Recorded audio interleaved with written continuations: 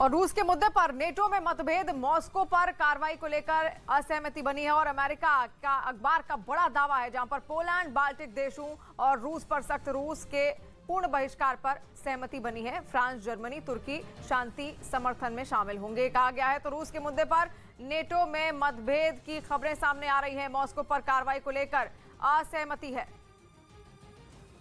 उधर यूक्रेन ने चेर्नोबिल परमाणु प्लांट से जुड़ा एक बहुत ही डराने वाला दावा किया है। यूक्रेन के मुताबिक रूसी सैनिकों ने वहां कब्जे के दौरान बड़ी मात्रा में रेडियो एक्टिव धूल उड़ाई, जो यूक्रेन के लिए खतरे की घंटी साबित हो सकता है, क्योंकि रूस के सैनिकों की तरफ से जो रेडियो एक्टिव धूल उड़ाई गई वो बेहद ही खतरनाक है और सैकड़ों लोगों के लिए जानलेवा साबित हो सकती है। सोशल मीडिया पर शेयर किए गए एक वीडियो के जरिए दावा किया गया कि रूस के सैनिकों ने प्लांट पर कब्जा करने के बाद वहां अपने हथियार और सैन्य उपकरण लगाने के लिए कई गड्ढे खोदे थे। ड्रोन से ली गई तस्वीरों में ये गड्ढे परमाणु प्लांट के उस हिस्से में दिखाई दिए जिसे रेड फॉरेस्ट कहा जाता है। रेड फॉरेस्ट यानी प्लांट की वो जगह जहां रेडिएशन का खतरा सबसे ज्यादा है। लेकिन यूक्रेन पर हमला और उस पर जल्द से जल्द कब्जा जमाने की कोशिश में जुटे रूस के सैनिकों को यह खतरा शायद नजर नहीं आया। तभी तो 24 फरवरी को जंग शुरू होने के पहले ही दिन रूसी सेना ने चेर्नोबिल पर धावा बोल दिया था। रूसी सेना के बड़े बड़े टैंक और बख्तरबंद गाड़ियां खतरनाक रेडिएशन से भरे चेर्नोबिल के इलाके में बेधड़क घुस गई थीं। हैरानी की बात ये रही कि युद्ध की रणनीति बनाने वाले रूसी सेना के कमांडरों को भी ये खतरा नजर नहीं आया और उन्होंने उससे बचाने वाले सुरक्षा उपकरणों के बिना ही अपने सैनिकों को वहां भेज दिया।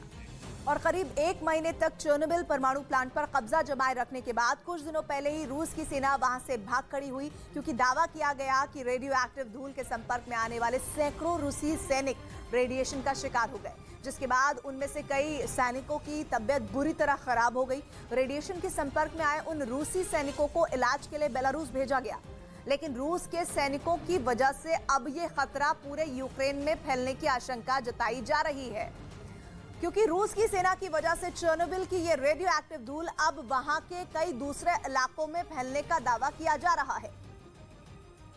और कहा तो यहाँ तक जा रहा है कि चेर्नोबिल से निकलकर कीव तक आए रूसी सेना के टैंक और बख्तरबंद गाड़ियां उसी धूल से सनी थीं।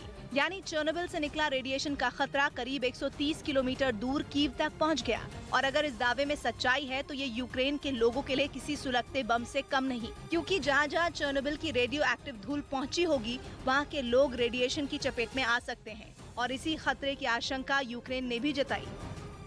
और यूक्रेन को लेकर अमेरिकी रक्षा अधिकारी ने बड़ा दावा किया है। अमेरिका के मुताबिक यूक्रेन पर रूस की पकड़ कमजोर होती जा रही है। अमेरिकी अधिकारी ने दावा किया है कि कीव और चर्नीव इलाके पर रूसी सेना का कब्जा पूरी तरह से हट गया है। अमेरिका का यह भी दावा है कि मारिउपोल में पर भीषण हमले के बाद